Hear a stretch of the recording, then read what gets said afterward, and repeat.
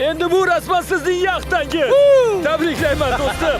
Yagona sharti shuki, yaxtangizni yo'q qilish uchun men qo'limdan kelganini qilaman va sizning vazifangiz uni yuzlab qurol va portlovchi moddalar hujumidan himoya qilishdan iborat. Men bilan hazillashyapsizmi? Yaxtangizni himoya qilish uchun ixtiyoringizda ro'parasi 24 soat muddatingiz bor. Vaqt ketdi. Omad tilayman. Bo'pti, kelishdik. Qani ko'raylikki bu yaxta cho'kib ketarmikin. Shon mening kartamdan foydalanib, darrov bir qancha kerakli jihozlarni sotib oldi va birinchi bosqich 100 ta zambarak o'qiga qarshi himoya qilishni boshladi. Rejangiz qanday, ayting-chi? Rejam zambarak o'qlari hujumiga dosh beruvchi ulkan devor qurishdan iborat. Tunu kun to'xtovsiz ishlab, ajratilgan 24 soatlik muddat tugagach, Shon tayyorgarlikni to'xtatishiga to'g'ri keldi. Chunki vaqt keldi. İşte zambaraklardan boshlaymiz. Bu himoya qobig'i yuzlab o'qlar yomg'irga qarshi turib bera olarmikin yoki ko'rsatuvni boshqa ishtirokchi bilan qaytadan olishga majbur bo'larmikinman. 4 bosqichli hujumlardan biri boshlandi. Negadir asabiylashyapman. Yaxshi, Shon. Yangi yaxtangizga qarshi o'qlar hujumini boshlayapmiz. Qo'rqinchli manzara. Mo'ljalga oling. Oting!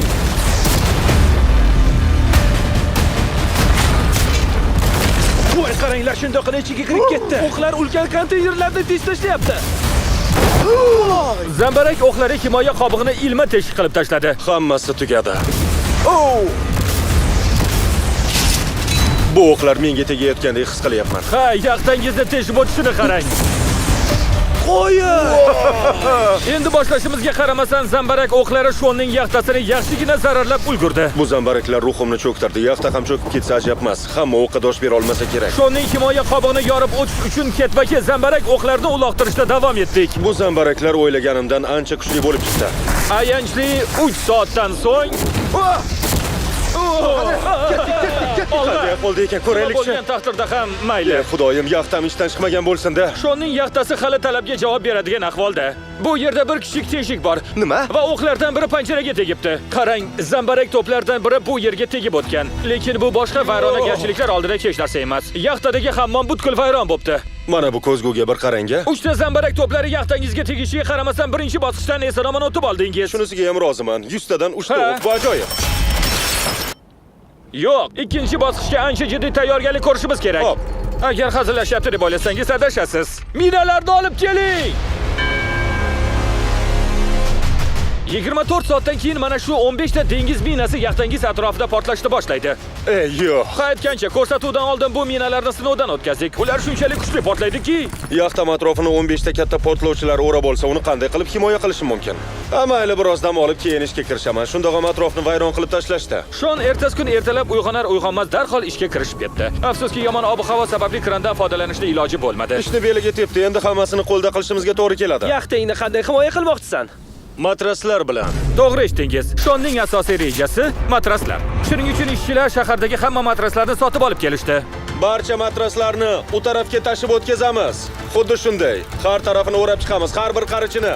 Buni yaxta ham deb bo'lmaydi. U bir yum yotoqlardan iborat xolos. 2 soatdan keyin minalarni portlatamiz. Ochig'i undan ko'proq narsa kutgandim. Buncha og'ir bo'lmasa bular. Krandan foydalanganimizda bunchalik qiynalmagan bo'larmidik? Suv bo'lmaganda tashib o'tkazish oson bo'lardi. To'g'ri.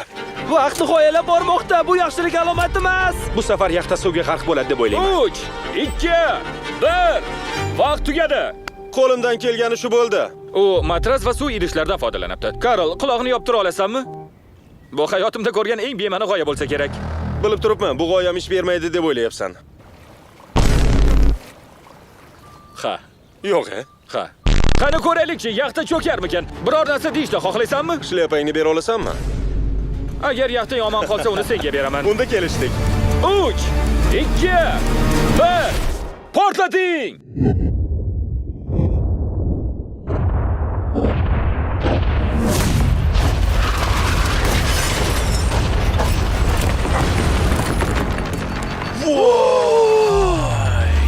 Xudoyim, gadi shekilli. Bu portlashdan keyin zarar ko'rmaslikning iloji yo'q. Qani ketdik. Ketdik, tekshirib ko'ramiz. Bechora yaxtam.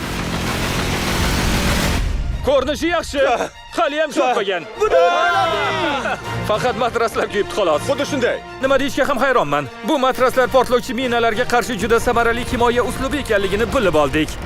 Mana bu esa 3-bosqich. Bu hujum 3 xil darajada olib boriladi. Sizning yaxtangizga qarshi millionlab mushak otamiz. So'ngra yonayotgan nayzalar yomg'iri ostida qoladi. Va nihoyat osmondan olovli ajal to'plari hujumiga duch keladi. Hozirga qadar Shonning strategiyalari ish berib keldi. U o'z komandasiga vazifalar berishni boshlab yubordi. Xo'sh, bu konteynerlarni 3-bosqich uchun shu tarafga joylashtirasizlar. O'zi esa ular ishlashgunicha biroz mizg'ib olishga qaror qildi. Navbat tribushetlar, mushakbozlik va olovli nayzalarga keldi. Bu safargi rejang qanday? Rejam yanada ko'proq yuk konteynerlarni yig'ib, ulardan ulkan bir devor qurish. Umuman olganda o'sha devorni mushakbozlik va katapulta hujumlariga dosh bera oladigan darajada baland qilib quraman degan umiddaman. Bu biroz yuzaki. Barcha fikrlar shunchalik oddiyki. Bugun meni kunim. Buni ich-ichimdan his etyapman. O'zimga bo'lgan ishonchim ham ortdi. Yaxshi. Ikkinchi bosqichga qaraganda bu yondashuvingiz boshqacha. Ancha moslashib qoldingiz. Ha, shunaqa. Zambarak to'plardan zararlangan himoya devori bilan ham uddalagandingiz. Bunisi ham ish beradi deb o'ylayman. U ko'ldagi suvdan foydalanib, matraslarni suv purkagichlar bilan namlantirishga qaror qildi. Yaxshi, uni mudofaasini tekshirishga ketyapmiz. Hozir mavrida emasdir, lekin men balandlikdan qo'rqaman. Qarshimizdagi 40 fut balandlikdagi mustahkam devor.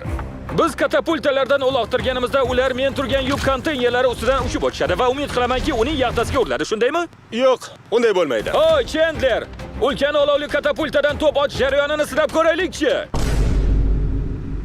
Bo'la qol. Seni tushundim. Tayyorlan, uloqtir! Voy! Ajoyib zarba! Yaxtang bu safar cho'kishi aniq. Unday bo'lmaydi.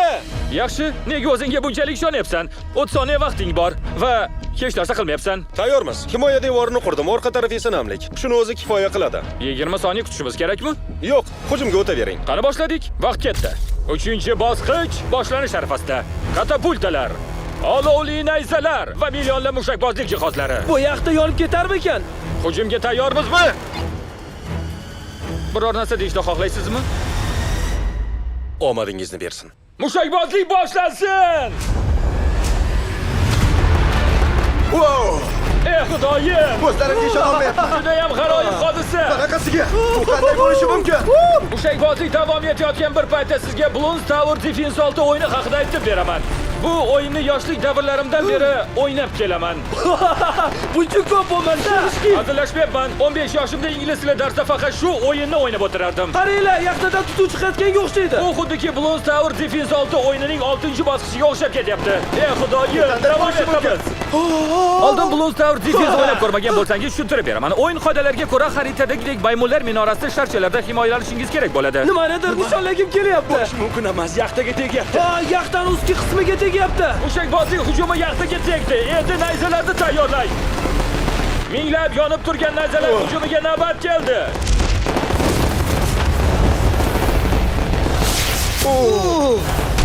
Xudoyim! Nayzalar mudofaa devori ustidan oshib o'tmoqda.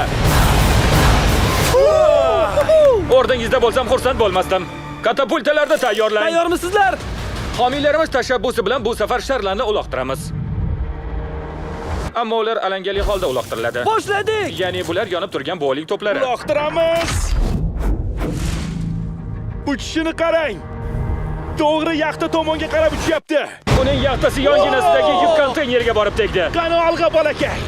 Agar shunday videolar ko'proq yaratishni xohlasangiz, o'yindagi Mr. Beast kodidan foydalaning. Avvalo Bloons Tower Defense 6 o'yinini yuklab oling. Agar aynan hozir yuklab olsangiz, Mr. Beast paketini tekinga olish imkoniyatini qo'lga kiritasiz. Bo'lishi mumkinmas. Voy!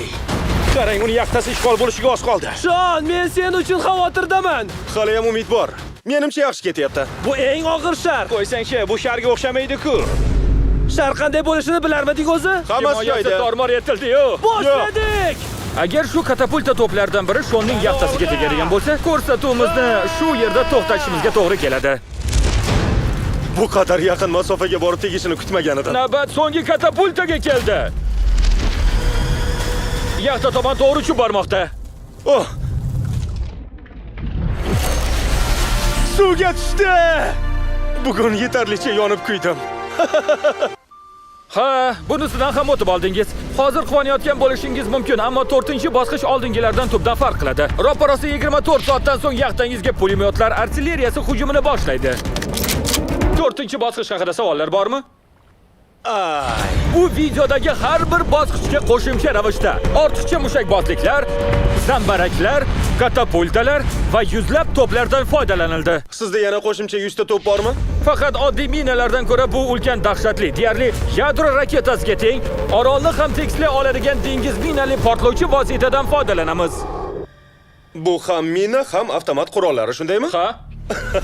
4-bosqichga ham yetib keldik. Umumiy rejam yaxtamga kelayotgan hujumlar orasiga imkon qadar ko'proq to'siqlar qo'yish. O'q o'tib ketishi mumkin bo'lgan yoriqlarni to'sish uchun qolgan konteynerlardan foydalanamiz.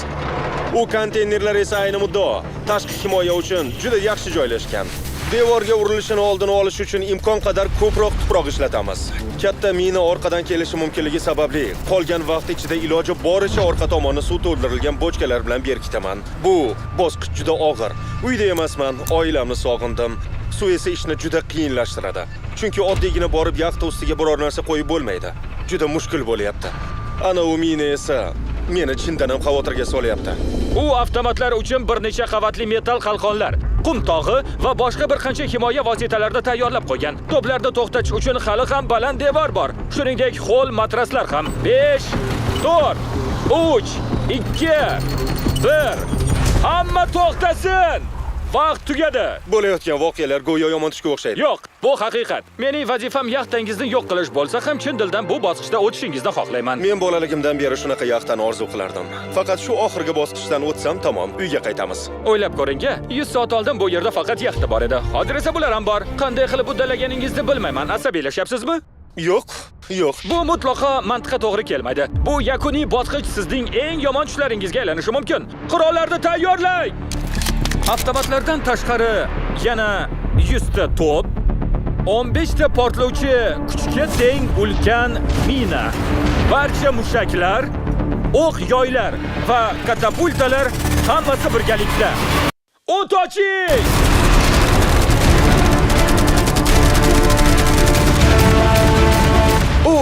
O'qlar yaxtani teshib o'tdi. Ana yana bittasi. Ular yoriqlardan mo'ljal olishga harakat qilishyapti. Voy! Menimcha bundan battar bo'lmaydi. O'q otuvchilardan biri tasodifan mushaklarga o'q uzib, shunday vaziyatni yuzaga keltirdi. Qo'lingizdan kelgan hammasini qilibsizlar. Nimalar bo'lyapti?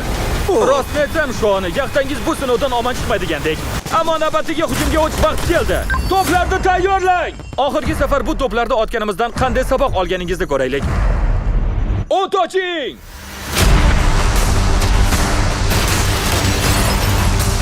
Bittasi tegdi. Endi rostdan ham qo'rqishni boshladim. Garchi to'p o'qlari yaxtaga tekkan bo'lsa-da, quti va tuproq to'plama asosiy zarbani yutib yubordi. Uning olovli katapulta hujumlariga qarshi himoyasi shu qadar kuchli ekanki, u yonayotgan o'q to'piga ham dosh bera oldi. Hech narsa qilmadi. Shoshmang, bu o'sha yuk katta yerga tushdimi? Bunaqa tezlikda davom etsa, biz butun tunni shu yerda o'tkazamiz. Eng yaxshisi hamma narsani birdaniga ishga solamiz. To'p, mushak, o'q, yoy, katapultalarni bir vaqtda ishga tushiring. 3, 2, 1, hammasini oting!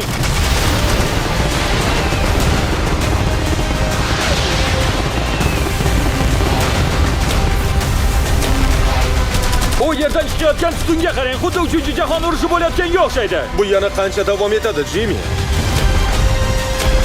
To'g'risi bu meni butkul holdan to'ydirdi. Hech narsani ko'rib bo'lmayapti, juda ham tutun ko'p. Yaxta yo'q bo'lib ketayotgani tomosha qilarkanmiz, bir shokolad yeb huzurlanamiz. To'plarni o'tsin!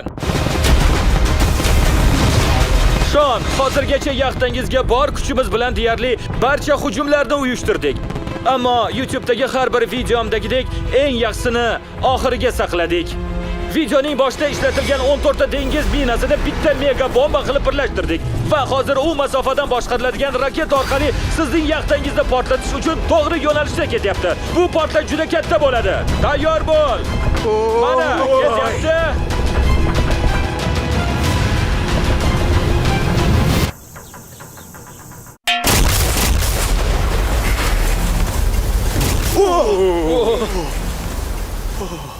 Wow. Aql bor. Yo'q. Qani borib ko'raylik, omon qolganmiz. Qani yaxtamni ko'raylik. Qarang, uning yaxtasi nimalarga bardosh berdi. Men ko'p g'alati ishlar qilganman, lekin bunaqasini hech qachon ko'rmaganman. Hammasi yaxshi bo'ladi demaganmidim? Nima bo'lishidan qat'iy nazar, yaxtangiz hali ham suvda suzib yuribdi, lekin baribir ba'zi o'qlar va zambarak to'pi ichkariga o'tgan ko'rinadi. Shuning uchun yigitlar olib chiqinglar.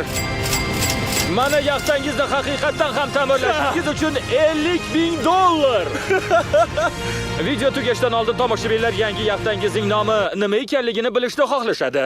Uni nomi Agar qiziqayotgan bo'lsangiz, bu videodan keyin qo'lni to'liq tozaladik. Bizning sahifamizga obuna bo'ling va T-Series kanalini ortda qoldirishimizga hissa qo'shing.